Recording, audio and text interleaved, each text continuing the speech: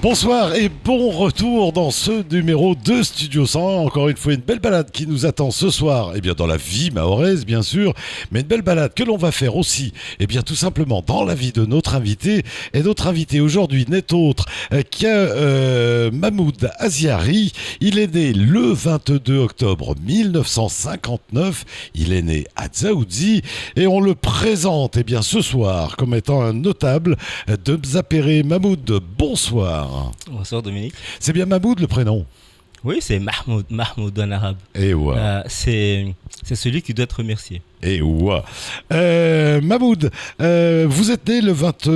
On se vous voit, on se tutoie? On se tutoie. On se tutoie. Bien sûr. Ok, alors on va se tutoyer.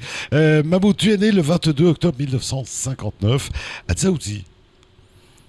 Oui, à l'époque, il n'y a pas grand monde qui naissait à l'hôpital. Hein. Ouais. Les naissances avaient lieu, les accouchements avaient lieu dans des foyers avec des sages-femmes bien locales.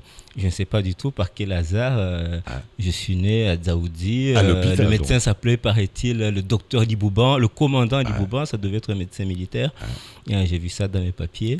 Et alors, à Dzaoudzi, pourquoi? Parce que vous habitiez en petite terre ou... Non. Ma mère est de Mtsapéré, native de Mtsapéré, habite à Mtsapéré, mais l'hôpital c'était Dzaoudzi et il se trouve que ma mère a accouché à l'hôpital de Dzaoudzi, je ne sais pas, mais ma tante, ma défunte tante a raconté, heureusement que j'étais à l'hôpital, parce qu'il paraît que quand je suis né, en général le bébé sort et on attend qu'il pousse quelques cris, il pleure un peu, des cris et...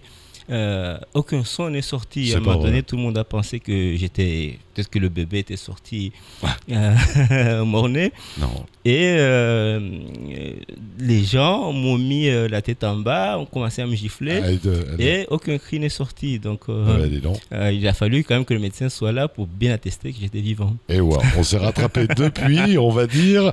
Alors, les années 59, que fait... d'abord, avant d'aller plus loin, que faisait papa et que faisait maman à l'époque? Alors, moi, j'ai une particularité, c'est que mon père s'est tiré quand j'étais dans le ventre de ma mère. D'accord, ça arrive. Voilà, oui, ça arrive souvent. Il est parti à Madagascar, ce qui fait que moi, réellement, j'ai été élevé sans père. Quoi, parce que donc avec maman qu'avec ma mère, et puis naturellement, les oncles à côté. Mais je me souviens, quand j'étais enfant, j'étais souvent avec mon grand-père. D'accord. J'étais tellement attaché à mon grand-père qu'aujourd'hui, mes cousines se moquent encore de moi. Parce qu'une année, mon grand-père était parti à la Mecque. Et donc, j'ai pleuré. Je me souviens un peu, j'ai quelques souvenirs. J'ai vraiment pleuré.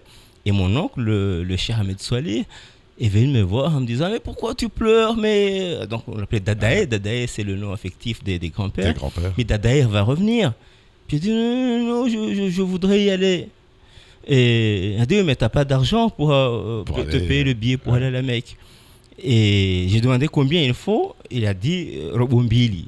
Enfin, un peu comme si on disait que c'était 2 centimes pour payer le billet pour aller à la Mecque. Et là, j'ai continué à pleurer en disant je veux 2 centimes pour suivre Dadae pour aller voir à la Mecque. Grand-père. Comment se passent les premières années? J'imagine du côté de Mzapéré, comme les jeunes garçons à l'époque. Balamanga, Kalafuba, un peu de pêche, un peu de mangue. Oui, un garçon du quartier, beaucoup de foot, beaucoup de sport. Pieds nus au départ, à la plage, sur la place publique. Voilà, quelques voulées de temps en temps. Puis à l'école coranique, alors j'étais pas très assidu, j'étais très mauvais à l'école coranique parce que je fuyais le truc, mais quand on y allait quand même, c'était très bien parce qu'on avait les mangues, on avait les goyaves, on avait beaucoup de fruits le long des chemins. Ça, c'était l'après-école coranique, c'était l'après-midi. Non, c'est souvent, chaque vendredi ou chaque samedi, je me souviens plus du jour. C'était le jardin du Foundi. Mais on allait au champ du Foundi pour travailler pour donc, le proche Foundi. De la nature, quand même. Oui. Et donc, au retour, on apportait des fruits, des bananes, des choses comme ça. Mais là-bas, on travaillait pour le Foundi. Mais c'était les écoles coraniques avant. On ne payait pas. Il n'y avait pas de rémunération. Et le Foundi n'était pas rémunéré. Mais on allait de temps en temps aider au champ. Voilà, on payait en main-d'œuvre, on pourrait presque dire. C'est ça. Et ce qui était noble. Oui, mais c'était pas de l'esclavage. Sans mais... compter que ça apprenait aux enfants un certain nombre de choses. Ben, on allait là-bas, on cultivait, Sur la nature, on faisait des choses. Oui, comment mais on était, je veux dire, c'était pas une contrainte. On sentait même pas ça comme une contrainte, parce que de toute façon, beaucoup de gens étaient heureux d'aller au champ. Et puis Ce qui était un peu compliqué, c'est de devoir porter des choses sur la tête après de retour du champ, parfois. Ouais, mais pendant qu'on y allait et pendant qu'on était dans le champ, bien entendu, enfin, on s'amusait, quoi. Mais aujourd'hui, on pourrait se nourrir en cultivant son propre jardin, alors qu'aujourd'hui, les jeunes n'y arrivent peut-être plus bien. Les jeunes, peut-être pas, mais je connais beaucoup de gens qui ont quand même des champs hérités de leur famille et qui, les week-ends, et qui beaucoup sont de gens contents qui bien sûr, le jardinage. Dans leur champ les week-ends. Bien sûr. Donc, les années passent. À mon avis, l'école, à quel âge?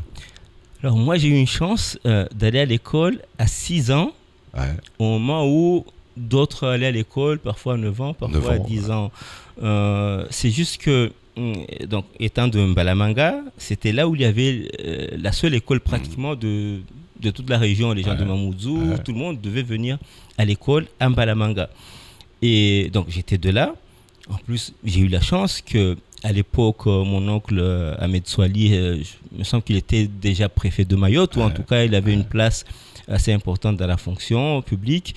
Le directeur de l'école était quelqu'un du quartier. Je pense que par un petit piston, j'ai pu commencer l'école à 6 ans. Et donc on démarre l'école. Bon élève? On aime l'école? À l'école primaire, j'étais bon. La plupart du temps, j'étais premier. Oui, c'est ça. Oui, j'étais premier. Et en tout, dans une spécialité Oui, non, j'arrivais à m'en sortir à peu près dans tout. Et voilà. À tel point que, parce qu'à l'époque, il y avait le concours d'entrée en 6e, quand on arrivait au CM2. Et les deux meilleurs maîtres d'école sur Mayotte étaient Ali Saïd, de Pamandi, feu Ali Saïd, qui est mort récemment. Le papa d'Hakim. Voilà, le papa d'Hakim, et Youssouf Saïd. Et ces deux... Qu'est-ce qu'on a parlé de ces deux hommes? Ah oui, en fait, ces deux-là avaient une sorte de concours. Enfin, il y avait un concours dans le concours. Voilà. Qui allait envoyer le plus de personnes, qui allait faire réussir le plus d'élèves au concours d'entrée en 6e, et qui allait placer les meilleurs devant. Et donc, il y avait des sortes de concours blancs d'entrée en 6e. On en a fait 2, un à Mtsapere et un à Sada. Et il me semble, alors mes souvenirs sont un peu vagues, mais celui de Sada, j'étais premier, et celui de Mtsapere, Mansour Kamardine, était premier. D'accord. On est exactement de même promo.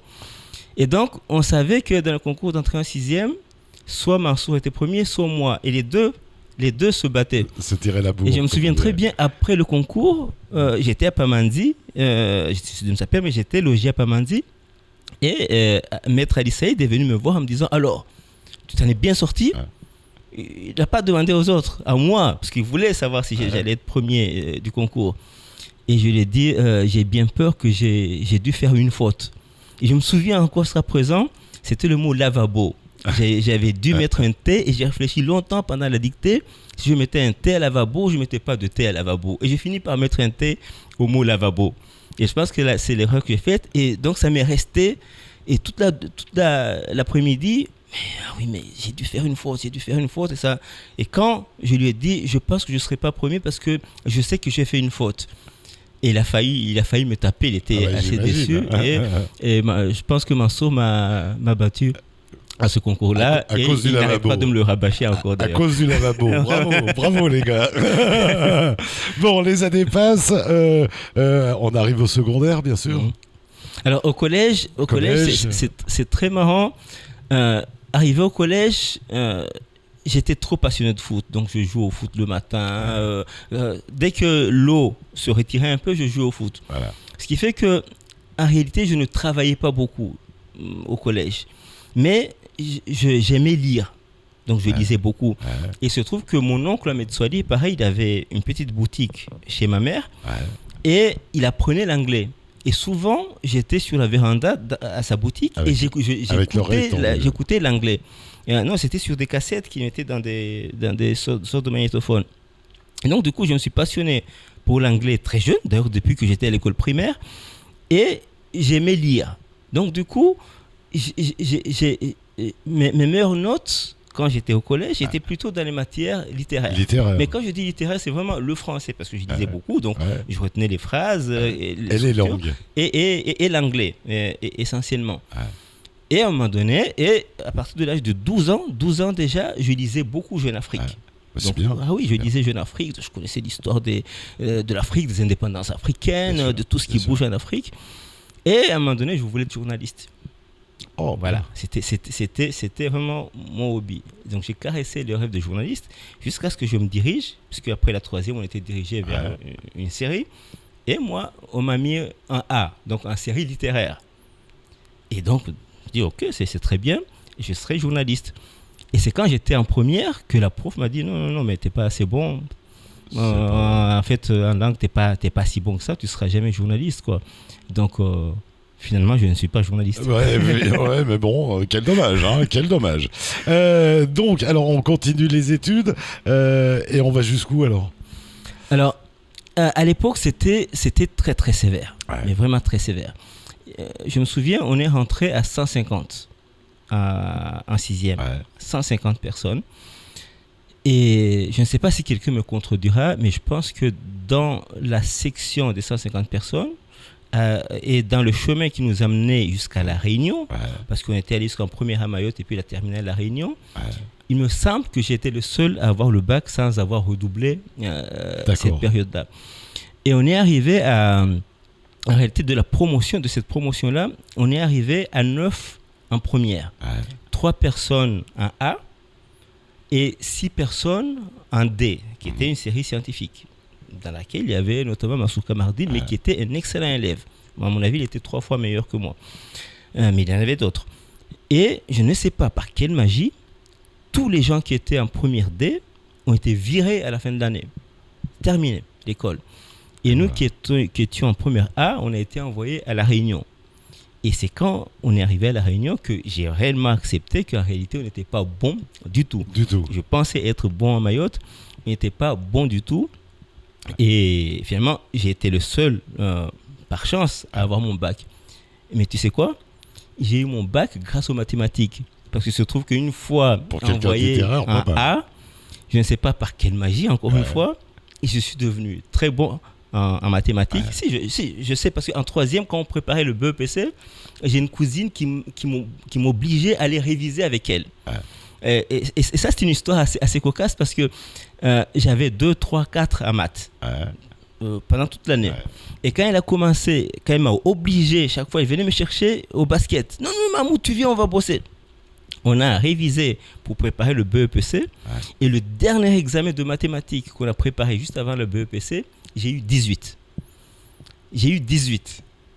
Preuve que en réalité, je ne bossais pas. C'était le point que le prof a fait des enquêtes pour savoir chez qui j'avais triché, etc. Et en fait, au départ de là, j'ai commencé à m'intéresser aux mathématiques, un peu comme une boîte de sauvetage. Et c'est ça qui m'a sauvé au bac, parce que j'ai eu 18,5 au bac en mathématiques, alors que j'étais parti avec une moyenne de 5 en français, ce qu'on appelle le pré-bac là, en première. Et j'avais 5 sur 20. Quand je suis parti à La Réunion, alors qu'il y avait un coefficient assez important. Et donc, on a le bac. Alors, moi, quand j'ai eu mon bac, il se trouve que c'était une période trouble et j'ai pas eu de bourse pour aller étudier. Donc, n'ayant pas de bourse, je suis revenu à Mayotte. J'ai essayé de trouver des moyens d'avoir des bourses. Je n'ai pas pu avoir de bourse. Alors, qu'est-ce que j'ai fait ? Je suis retourné à La Réunion et j'ai cherché du boulot. Alors, il y avait une dame qui nous logeait les week-ends, qui s'appelait Madame Ponama. Elle est morte depuis, mais vraiment une dame très très sympa. Et quand je suis arrivé, presque en pleurs chez elle, lui racontant mon histoire, elle m'a dit, écoute, reste dans la pension de famille, dans ma pension ici. Je te prends sous mon aile. Tu dors ici, tu manges ici. Si un jour tu arrives à trouver du boulot, tu me payes. Si tu n'arrives pas à trouver du boulot, bon, tant pis, on laissera les choses comme ça. Et donc, j'ai cherché du boulot partout.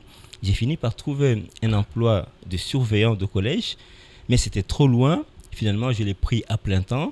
J'ai abandonné mes études à La Réunion alors que je m'étais inscrit en sciences éco. Venant de A, je me suis directement inscrit en sciences éco parce que j'avais compris qu'il n'y a que dans les mathématiques que je pouvais réussir quelque chose. Mais malheureusement, je ne pouvais pas aller à l'école. Donc, qu'est-ce que j'ai fait en réalité dans ma stratégie ? C'est que je bossais à plein temps. Il me semble que je gagnais pas mal quand même. Je gagnais 4 850 francs par mois Alors que la chambre que j'occupais, je payais 250 francs. Donc, qu'est-ce que je fais? J'ai aidé ma mère avec une partie de l'argent et une très grande partie, j'ai mis de côté. C'est ça qui m'a servi à payer pratiquement 2 ans d'études après quand je suis parti en France métropolitaine. Reprendre les études. Ah oui, j'ai fait 1 an. Après, je suis parti. Et... C'était pas un an sabbatique, c'était 1 an de préparation de la suite. Hein.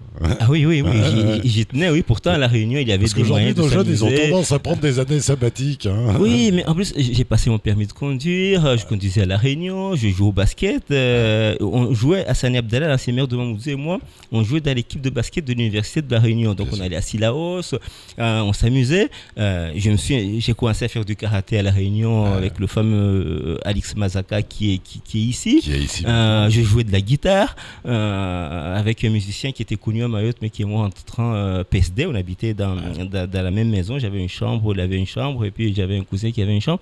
Donc, en réalité, j'avais une vie de jeune qui s'amuse, mais j'avais quand même en tête qu'il fallait que je stoppe tout ça et que j'aille faire des études. Ouais, on n'était pas que tête en l'air, quoi. Il y avait quand même derrière tout ça, il y avait une vraie réflexion. Donc on reprend les études et on va jusqu'où alors après? Alors je suis allé donc à Orléans et je me suis inscrit en donc après la métropole. Oui, la métropole à Orléans, et je me suis inscrit en Sciences Éco. Et là, voilà, j'ai fait première année, deuxième année, jusqu'à licence à Orléans de Sciences Éco.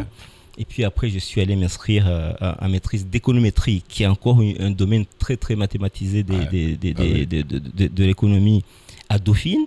Et Paris-Dauphine, je ne sais même pas par quel moyen je suis entré là-bas, parce que tout le monde voulait rentrer à Dauphine. Voilà. Et c'est de Dauphine que des copains m'ont dit il faut qu'on fasse tout pour essayer de rentrer à l'INSAE. Et donc, pendant qu'on était à Dauphine, on a préparé un concours et j'ai fini par me former à l'une des plus grandes écoles scientifiques de France qui forme entre autres les administrateurs de l'INSEE, qui s'appelle l'École nationale de la statistique et de l'administration économique. Et puis par la suite, j'ai commencé à travailler et en même temps, j'ai préparé une thèse à l'école de hautes études en sciences sociales dans un laboratoire qui s'appelle le Delta, qui était un laboratoire commun à l'école de hautes études en sciences sociales, à l'école normale supérieure, et il me semble à l'INSAE. Aujourd'hui, c'est ce centre Delta qui s'appelle aujourd'hui l'école d'économie de Paris, mais mieux connue en Europe sous le nom de Paris School of Economics. Et le premier directeur de cette école, c'était mon directeur de thèse, François Bourguignon, qui entre-temps avait été chief économiste à la Banque mondiale. Donc voilà, j'ai fait ce parcours-là, non sans difficulté, parce que quand je suis allé là-bas, je n'avais pas de bourse. J'ai eu une vie d'étudiant très difficile, à tel point qu'il m'arrivait réellement d'avoir un œuf, de couper et de manger la moitié de l'œuf. Non, à midi par exemple, avec de la mayonnaise et l'autre moitié et du pain, et l'autre moitié le soir avec beaucoup d'eau. Mais entre-temps, je m'entraînais beaucoup au karaté, ce qui compensait un peu ces souffrances-là. Alors bon, il y a eu un passage par la Réunion, ce qui fait que ça a peut-être été moins violent. Mais ce départ à la métropole, c'était violent à l'époque? Quand on quittait Mayotte, qui était là où elle en était, et qu'on arrivait en métropole, la météo, tout ça, est-ce que c'était pas un peu traumatisant quand même ce départ? Non, ça nous a pas. Moi, ce qui m'a traumatisé, c'est le fait que, en réalité, ce passage vers Mayotte et la métropole, c'est pas fait facilement. Moi, j'ai eu mon bac en 79. On était 3, dont 2 que j'ai trouvé qui étaient des redoublants. Et puis l'année suivante, donc j'ai dû rester à La Réunion, comme je te l'ai dit, 1 an. Et l'année suivante, les garçons, enfin les étudiants qui sont venus, étaient relativement bons, ils étaient bien meilleurs que nous, et ils étaient 11 à avoir eu le bac. Et d'une certaine façon, j'ai beaucoup aidé à ce qu'ils ne tombent pas dans le même piège que celui dans lequel j'étais tombé moi.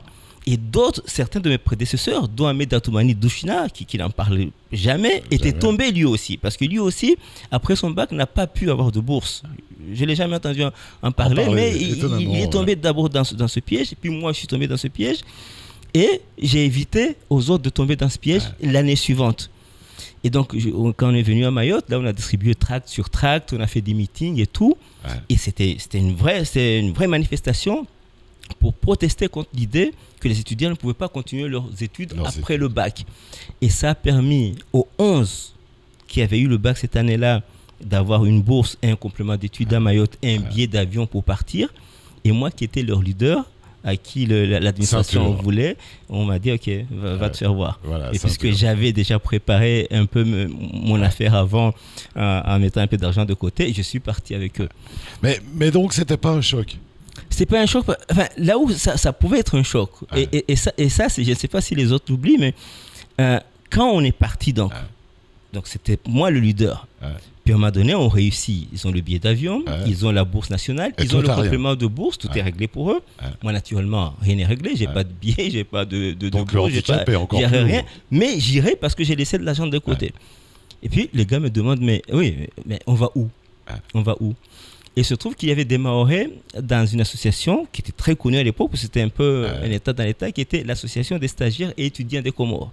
Je connaissais des gens là-bas, la SEC, la fameuse SEC.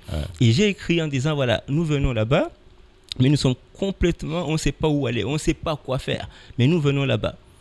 Et donc, ils ont dépêché Arlette Henry, qui est ici, qui était une militante de la SEC, mais qui était plutôt du côté très social. Il aidait beaucoup de gens. C'est une femme qui a très très bon cœur. Et donc, elle est venue nous chercher avec un gars d'Omoili. Et à l'époque, Kamal Saindou aussi était venu, avec lequel je suis devenu ami depuis. Ils sont venus nous chercher.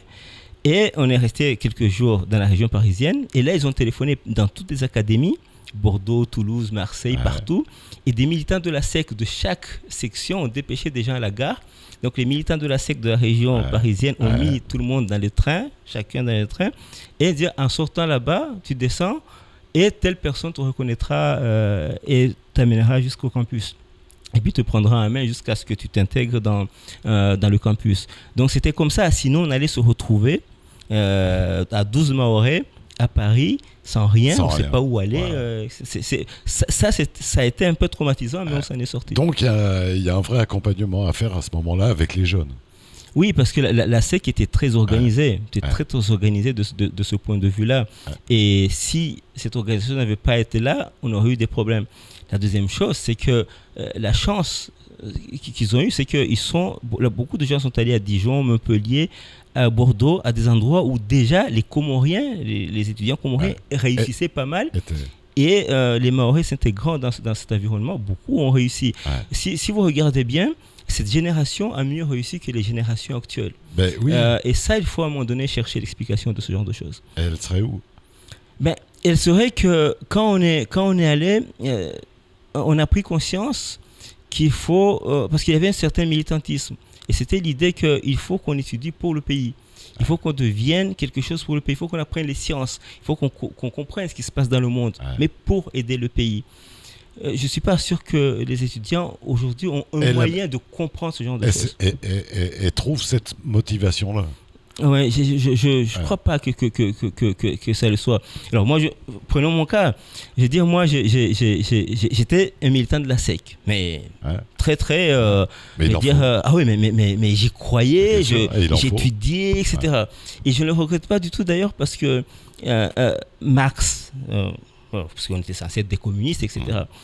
Et un des meilleur professeur d'économie en France s'appelle Edmond Malinvaud, qui a été directeur général de l'INSEE pendant des années et qui a même enseigné à Berkeley en Californie. Et il a un livre qui est très connu des économistes qui s'appelle Théorie de la croissance économique. Et quand on regarde dans l'index du livre d'Edmond Malinvaud, Marx est celui qui est cité 3 fois plus que tous les autres.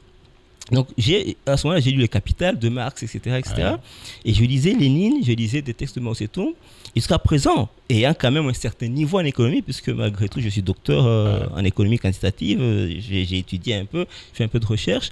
Et quand je repense à tout ce que je lisais sur Marx, Lénine, j'ai une admiration pour Marx, Lénine, et j'ai une admiration pour Mao Tse-tung, pour cette vision qu'il a eue, et qui, pour moi, explique que la Chine soit la première puissance économique aujourd'hui. Il n'y a pas du tout de hasard, il y a ce trait-là qu'il faut aussi essayer de comprendre. Et on va continuer, ça passe très vite ce soir, ce Studio 101, on va continuer cette balade dans la vie de Mahmoud Aziari. Ça sera juste après un petit détour du côté de la pub, on revient très vite.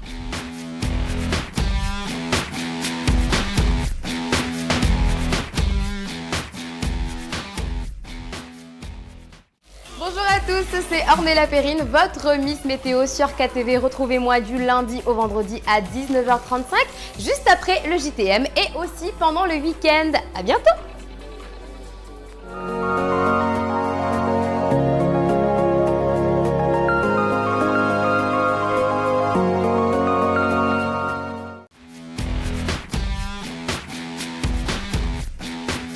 Et bien voilà, bon retour dans ce Studio 101. Je vous rappelle que ce soir, eh bien, nous recevons Mahmoud Aziari. Il est né le 22 octobre 1959. Il est né à Dzaoudzi, mais il est quand même, on l'a vu tout à l'heure, plutôt d'Mzapéré quand même. Et on le présentera ce soir comme notable d'Mzapéré. Mahmoud Aziari, donc on reste plusieurs années en métropole. Qu'est-ce qui fait qu'on revient un jour ? Alors, c'est... Au départ, moi, après l'SAE, je me souviens, c'était Jean-François Horry qui avait certaines responsabilités ici. Il m'a appelé. L'avocat ? Oui, il m'a appelé en me disant, alors que Mayotte avait refusé de m'aider. Donc, j'ai dû me débrouiller, mais vraiment sans aucune aide de Mayotte. Jean-François Horry m'a appelé, mais j'étais en deuxième année. J'avais pas terminé la troisième année encore, en me disant, est-ce que tu es d'accord pour revenir à Mayotte ? Parce qu'on a besoin d'ouvrir une antenne de l'INSEE à Mayotte. Est-ce que tu serais d'accord pour venir travailler ici ? Alors j'ai dit, oui, j'aimerais bien, mais le problème, c'est que moi, j'étudie ici sans moyens, etc. Alors, Jean-François Horry me dit, non, mais on va essayer de t'aider pour la dernière année qui reste, etc. Ça n'a pas marché. Je n'ai pas reçu l'aide attendue. Mais n'empêche que, dans mon esprit, il est resté, ok, j'irai à Mayotte et puis je travaillerai pour une antenne de l'INSEE à Mayotte parce que c'est quand même mon île.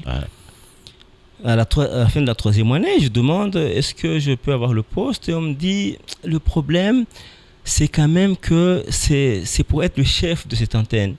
Et si on commence à mettre un Mahorais en première ligne, on va commencer à créer un exemple qu'on ne peut pas multiplier. Donc on préférait que Mahorais soit toujours numéro 2. Et donc j'ai dit ok, bon écoutez, moi je vais bien être numéro 2 quand le numéro 1 est meilleur que moi, que dans les CV on voit ça. Mais si c'est juste par définition que le Mahorais doit être numéro 2, alors merci beaucoup, ça ne m'intéresse pas. Tout à fait. Et c'est comme ça donc que je suis resté là-bas. Et donc, ce que j'ai voulu faire là-bas, moi j'avais plein de rêves, mais comme tout le monde, j'ai réussi certains rêves, j'en ai échoué quelques-uns, et puis il y a des choses que je suis arrivé à faire, mais pratiquement par l'effet du hasard. Quand j'ai commencé à faire ma thèse de doctorat, j'avais déjà une fille. Donc il fallait bien quand même qu'il y ait un côté un peu alimentaire. Je ne pouvais pas aller au labo comme les gens qui étaient beaucoup plus jeunes que moi qui faisaient leur doctorat. Donc je suis allé travailler comme ingénieur de recherche dans une unité de l'INSERM qui travaille sur la recherche contre le sida. Pendant que je faisais ma thèse de doctorat, je faisais ce travail-là à temps plein.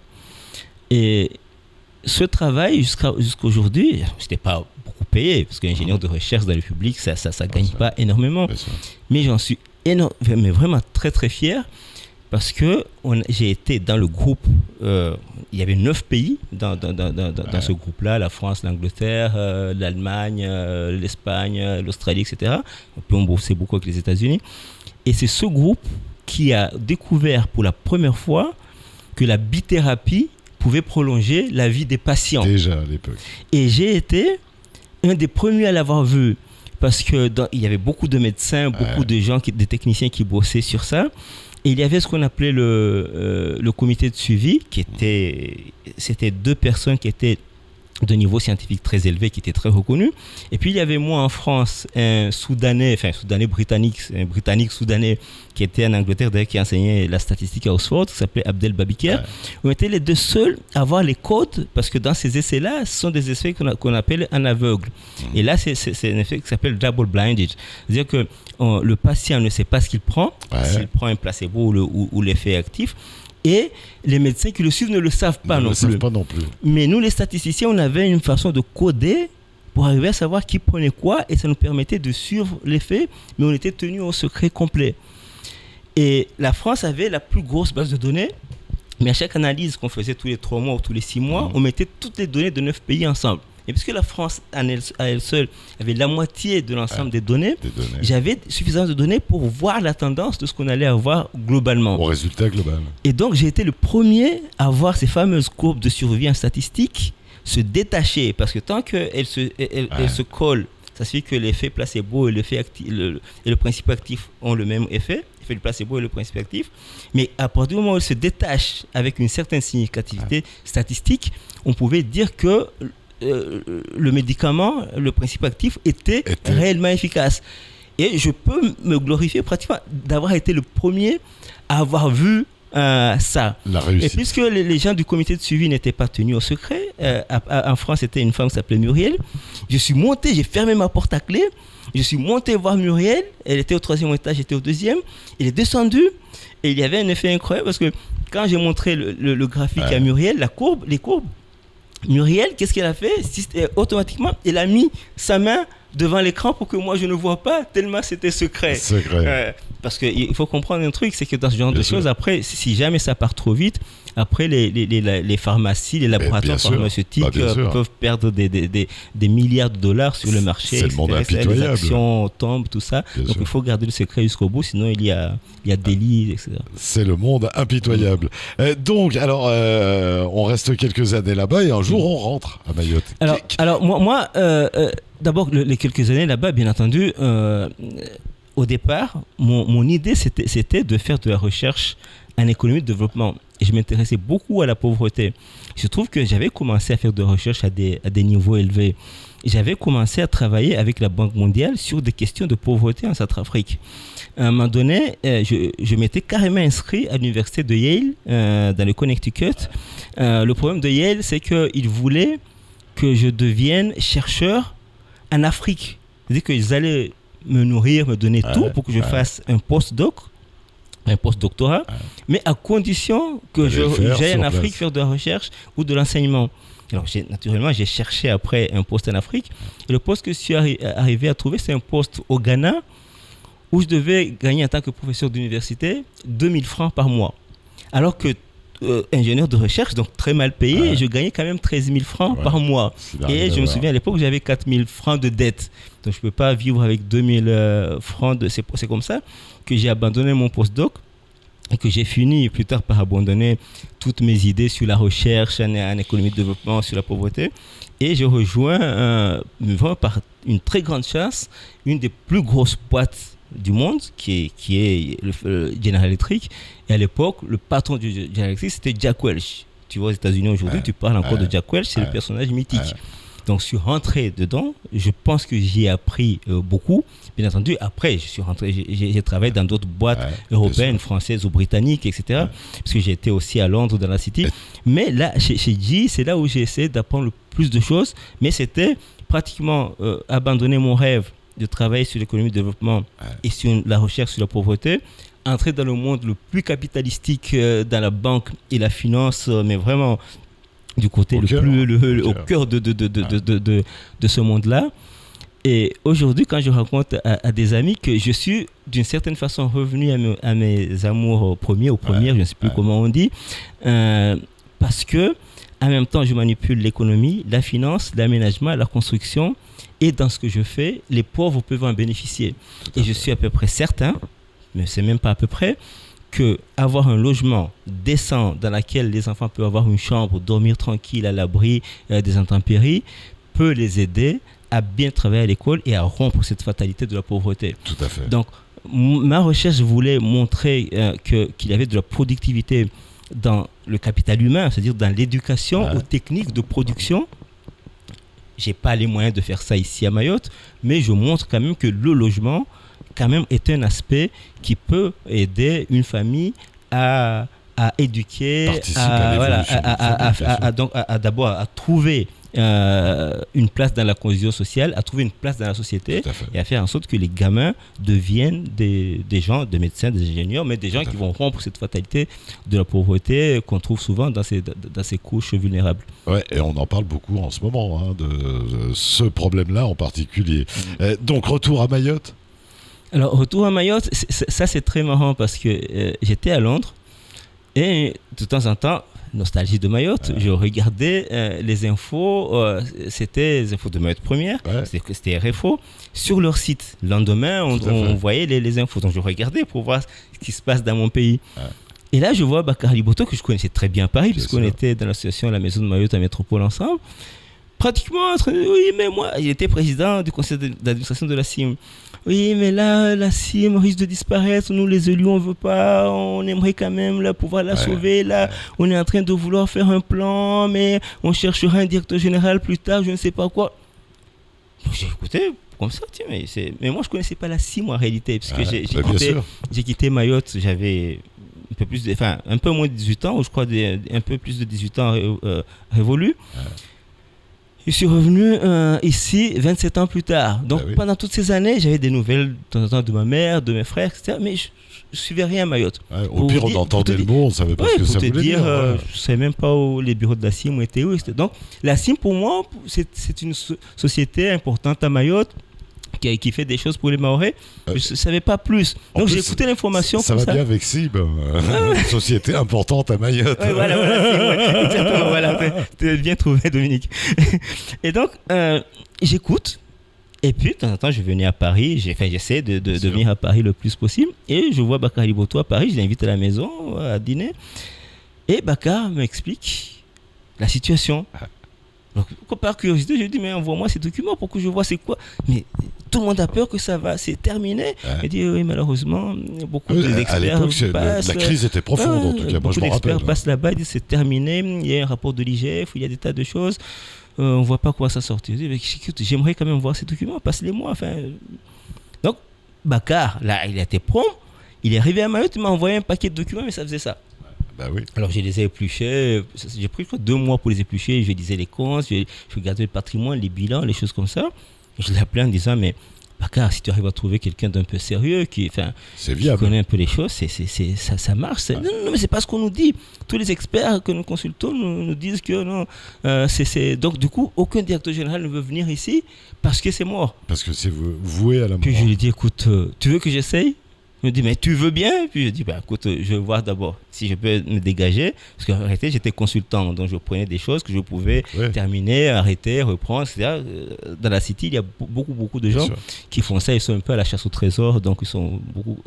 Donc, je dis, écoute, j'essaie de voir. Dès que je me dégage, j'essaie de venir. Je vais essayer. Si j'y arrive pas, de toute façon, je retournerai ici à Londres où j'ai beaucoup d'amis. Mais si j'y arrive, on verra bien.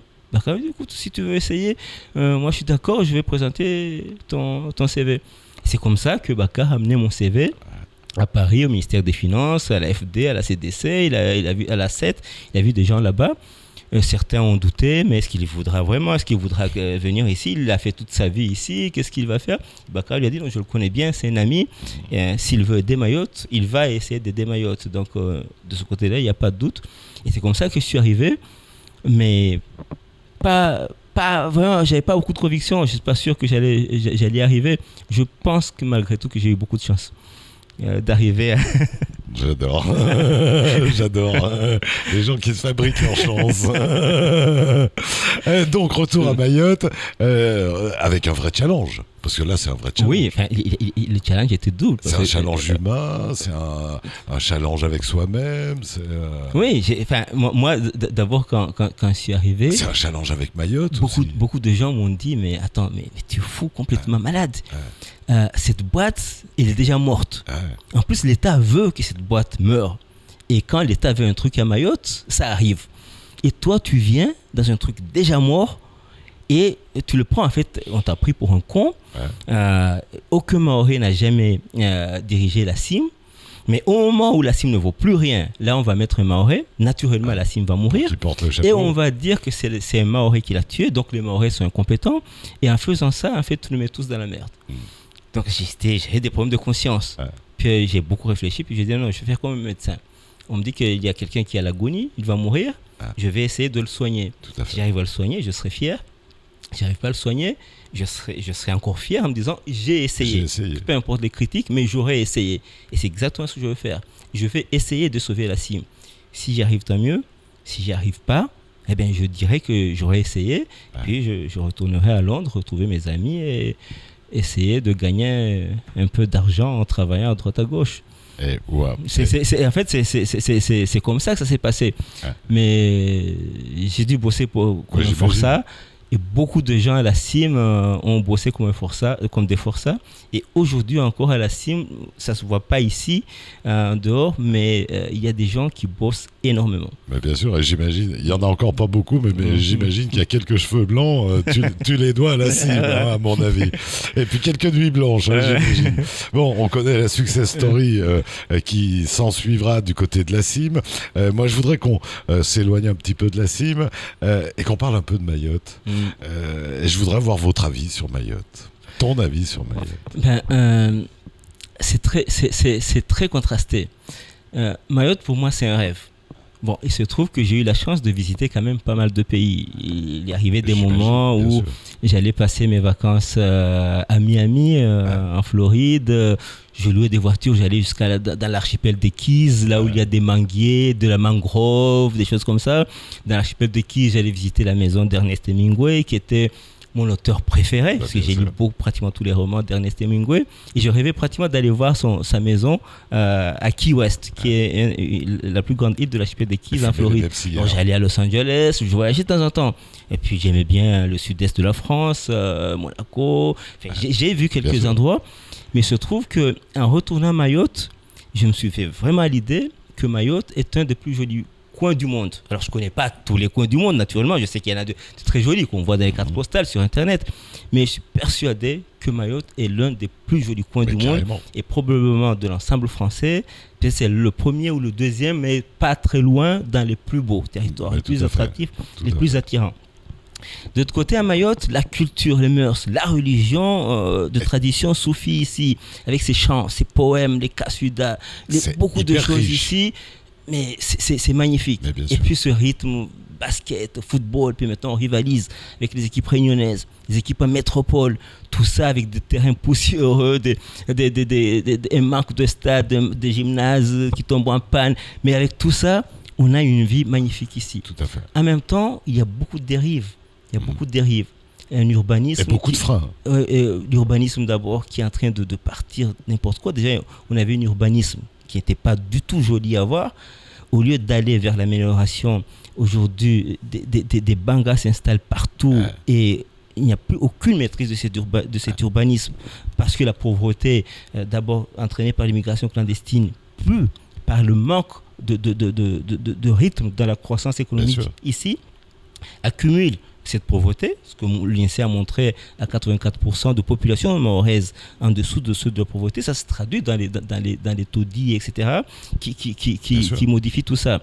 La violence qui s'installe à la fois du côté de ceux qui sont des clandestins, mais aussi des Français mahorais. Et le point commun, c'est naturellement la misère, la violence, les agressions qui font fuir les gens, l'instabilité qui s'installe, et cette stabilité commence par dire les enseignants ne viennent plus, les médecins ne viennent plus, et a fortiori, les investisseurs ne viendront pas. Et en plus de ça, si l'infrastructure globale dans l'aménagement du territoire n'est pas prise à bras le corps, les investisseurs ne viendront pas parce que ça, c'est un des éléments de base pour qu'un investisseur vienne dans un pays. Tout à fait. Alors, on a des chances énormes de l'autre côté. Mayotte étant dans la France avec des moyens purement français, le budget de la France, les contrats avec les villes, le contrat de projet État-région ou État-département, les fonds de l'Agence nationale pour le renouvellement urbain, de la rénovation urbaine, qui travaille pour le renouvellement urbain, et puis avec l'Europe, le FEDER, le FSE, etc. Les moyens, on les voit, les moyens.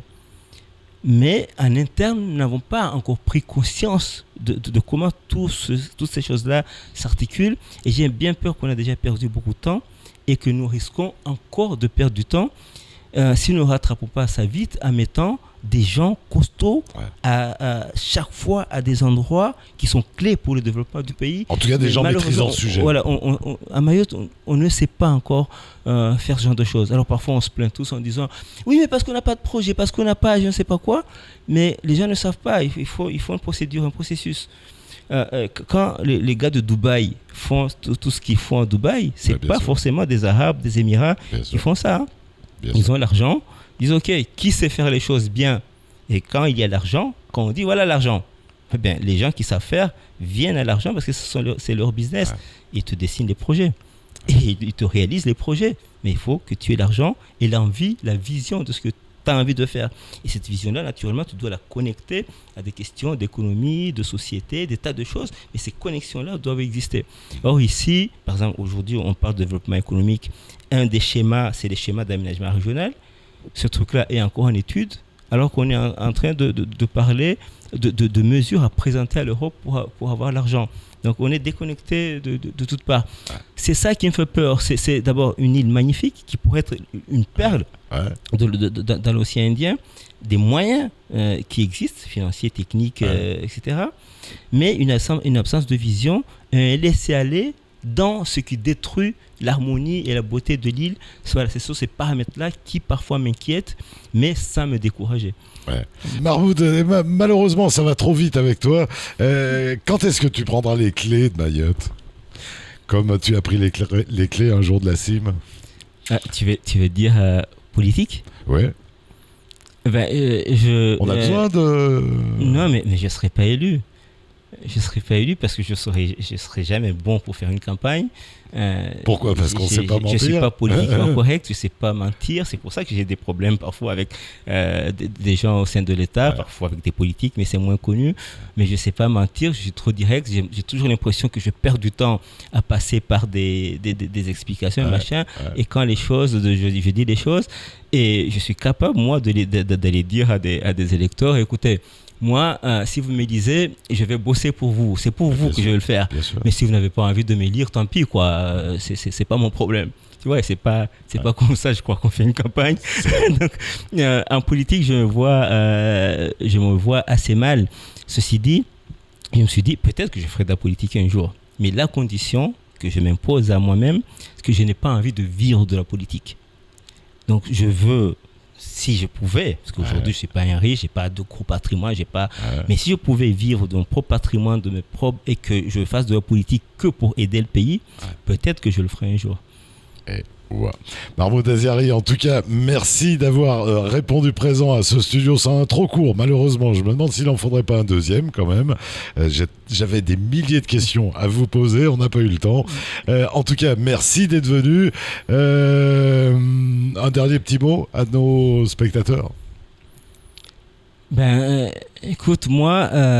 Croyez en Mayotte, battons-nous pour Mayotte. J'aimerais m'adresser aux jeunes, parce qu'il y a des tas de jeunes parfois qui me regardent en croyant que c'est quelqu'un qui a réussi par je ne sais quelle magie.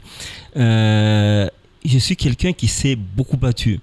Et à chaque fois que j'ai pu avoir quelque chose... J'ai eu beaucoup d'échecs dans ma vie, beaucoup. Mais chaque fois que je pouvais arracher quelque chose, il me semble que chaque fois je devais travailler 3 fois plus que les autres. Je vais donner un exemple.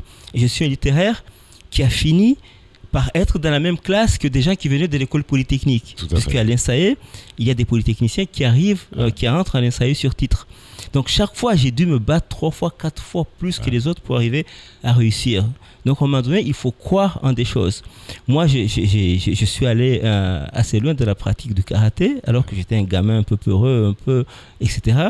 Mais juste par la volonté et une sorte de challenge que j'ai voulu me donner. Puis après, il y a la chance. J'ai connu un très grand maître qui s'appelle Maître Tsutomu Oshima. J'ai pu travailler dans une boîte dirigée par Jack Welch. J'ai pu avoir François Bourguignon comme directeur de thèse. Mais j'ai eu une devise à laquelle je crois énormément, à travailler dur pour provoquer la chance. À cœur vaillant, rien d'impossible. Voilà. Il me semble. Mahmoud Aziari, merci d'être venu encore une fois dans ce studio. C'était intéressant. Écoute, c'est dommage, c'est trop court. Moi, j'ai 3 heures de questions. Je voulais pas parler de moi. Je pensais détester ça, mais tu arrivais à me faire parler. Non, pourtant, j'ai pas posé de questions. Mahmoud, en tout cas, merci. On se retrouve. C'en est fini de ce Studio 101. On se retrouve dans tout juste une semaine pour un autre Studio 101, une autre aventure mahoraise et une autre vie d'un Mahorais. Allez, on vous embrasse.